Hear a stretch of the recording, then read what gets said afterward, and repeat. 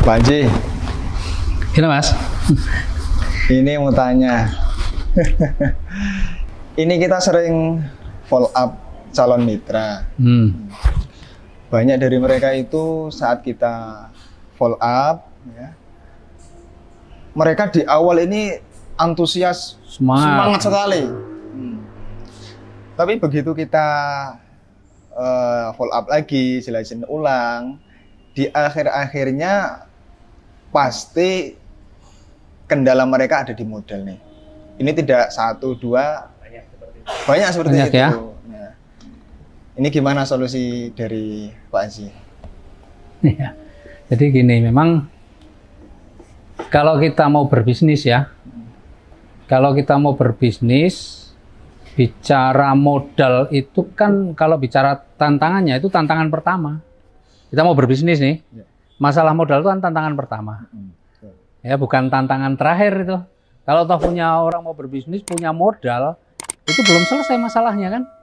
Ibaratnya saya pengen punya buka usaha toko kelontong misalnya, kan perlu modal. Ya, ketika saya punya modal, udah selesai belum masalahnya? Belum. Baru mulai. Karena itu baru mulai kan toko kita. Kita masih berpikir, mungkin kalau kita tokonya besar, kita pengen punya karyawan, harus rekrut karyawan. Setelah kita rekrut karyawan, dia juga harus memasarkan bagaimana caranya supaya toko kita laku, betul kan? Harus berinovasi terus. Nah, sebenarnya sama di usaha ini, masalah modal itu baru tantangan pertama.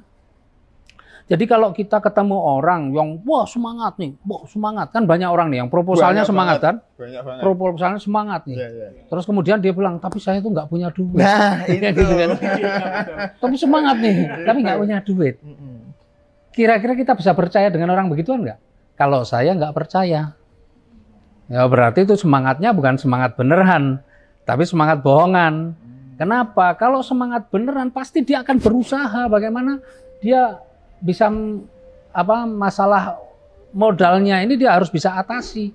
Kenapa? Karena masalah anggaplah yang paling kecil 2.100.000 itu baru tantangan pertama. Lah kalau tantangan pertama saja dia nggak sanggup atasi, nggak mungkin dia akan benar-benar dia berjuang. Itu hanya omong kosong.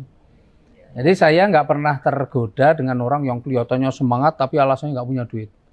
Paling saya kasih solusi kan. Ya udah kalau memang benar-benar nggak punya duit, tapi punya teman kan, saya bilang gitu kan. Misalnya dia punya, oh punya Pak, ya sudah. Pinjam temennya atau pinjam ke saudaranya, pinjam ke ini, waduh nggak ada yang punya. Ya jangan pinjamnya 2.100.000. Pinjam ke beberapa orang. Ya. Pinjam ke banyak orang kan. Betul nggak? Misalnya nih, ekstrimnya yang paling ekstrim nih. Pinjamlah ke 21 orang kalau benar-benar nggak punya duit. 21 orang temennya, pinjam 100.000-an kan? Benar nggak? 21 kalau orang pinjam 100.000 kan nggak mungkin ditagih-tagih. Tapi jangan ngomong pinjam 100.000 mau untuk bisnis atau untuk usaha, nggak akan ada yang percaya. Ya bilang aja, saya perlu duit nih 100.000 untuk kebutuhan saya, ini udah kepepet, tolong saya pinjemin dong 100.000. Kalau kita punya teman 100.000 mungkin ya meskipun mungkin ini ya tetap keluar kan? Banyak kan gitu. Iya toh, dan nggak mungkin ditagih-tagih. Baru kemana 100.000 ditagih? Enggak. Loh kenapa saya sarankan begitu? Ya supaya nggak ditagih-tagih memang. Ya toh? Malah diikhlasin kadang. Tapi jangan berharap kemudian dikasih, tetap pinjam, ini sebagai akadnya. Nah terus kemudian dia tinggal kalau memang dia pejuang, dia pasti akan berusaha bagaimana dia jalankan usaha ini. Karena ini kerjaan kedua nih, setelah masalah modal teratasi, dia masih harus berjuang loh. Menghadirkan orang ke seminar atau prospecting, dia harus lakukan. Kalau enggak akan terjadi, nggak akan berhasil kan. Nah ketika dia berhasil prospecting, closing nih, 1 orang, 2 orang kan ada rezeki. Misalnya saya pinjam nih ke Mas Anjas 100.000, saya dapat 400.000, langsung saya datangi Mas Anjas, Mas mau ngembaliin duit. Betul nggak? Itu prestasi nggak? Prestasi. Orang yang dipinjami mungkin juga nggak berharap-harap banget kapan tapi saya datang.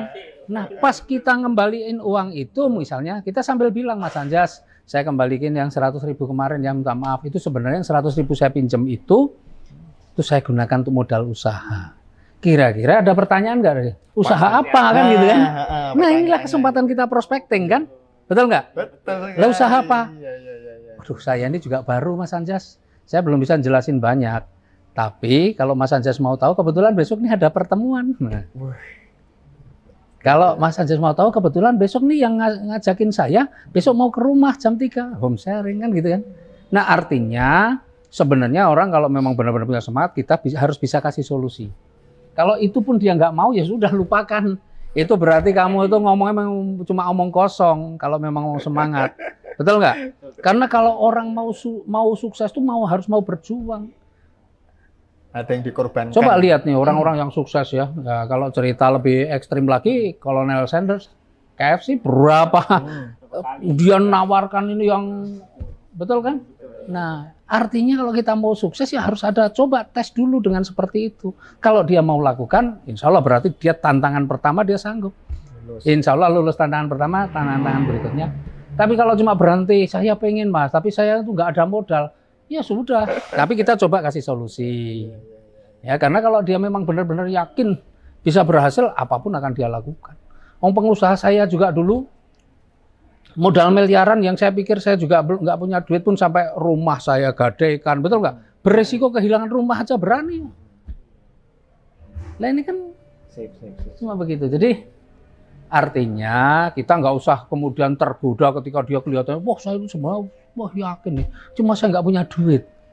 Kemudian kita kasih solusi dan dia nggak mau jalankan, lupakan. Itu cuma ngomong aja. Kalau toh kita kasih, kan banyak nih. Jangan sampai kalau saran saya sih, jangan sampai karena teman-teman tergoda orang-orang yang kelihatannya semangat, tapi alasannya nggak punya duit terus dibayari. Nah ini yang banyak juga terjadi. Ya kan? Nah saya nggak sarankan itu. Kenapa? Berarti dia tantangan pertama saja udah nggak sanggup. Tantangan selanjutnya nggak yakin juga. Gitu loh. Karena ya? tidak ada meskipun akadnya pinjem dulu apa-apa. Enggak. Kalau dia mau pinjem, suruh pinjem sama orang lain yang tidak terkait dengan usaha kita. Suruh pinjem ke saudaranya, temennya, ke siapa yang nggak ada urusan sama usaha kita. Jadi jangan tergoda gitu ya. Intinya kalau orang hanya kelihatan semangat itu, karena bukan 1-2 teman-teman yang mengeluh atau yang kemudian dia cerita ke saya, udah semangat awalnya udah saya bayari Pak, tapi nggak jalan juga. Malah dia tak tagih, apalagi kan ngambilnya bukan yang basic gitu, tak tagih malah ini produknya masih nih di rumah. Waduh ya itu. Jadi akhirnya banyak yang bermasalah dengan mitranya karena dia bayar-bayari dulu. Sudah nggak jalan, bermasalah, kehilangan duit, kan susah semua. Gitu. Pertemanan juga malah rusak. Kadang-kadang malah justru pertemanan juga jadi ini. Jadi sekali lagi bahwa masalah nggak punya modal atau apa alasannya, ya kalau dia memang mau berubah hidupnya, dia memang betul-betul melihat apa yang kita sampaikan atau apa yang kita tawarkan kepada mereka itu adalah sebuah solusi dan dia yakin bahwa dia bisa dapatkan, pasti dia akan berusaha. Orang-orang yang yakin itu pasti akan berjuang bagaimana dia mendapatkan modal itu. Itu mereka yang yakin. Kalau yang nggak yakin sebenarnya hanya kelihatannya semangat, dia hanya akan ngomong, saya pengen nih, tapi masalahnya saya nggak ada duit. Nah udah berhenti di situ, maka selesai. Sudah, lupakan itu, anggaplah dia hanya omong kosong. Supaya kita jangan merasa, waduh gimana ya itu, jadi malah kita yang mikir. Dia nggak mikir, tapi kita malah yang mikir kan. Ini susah. Oh yang mau berubah dia, malah kita juga suruh mikir. Itu ya.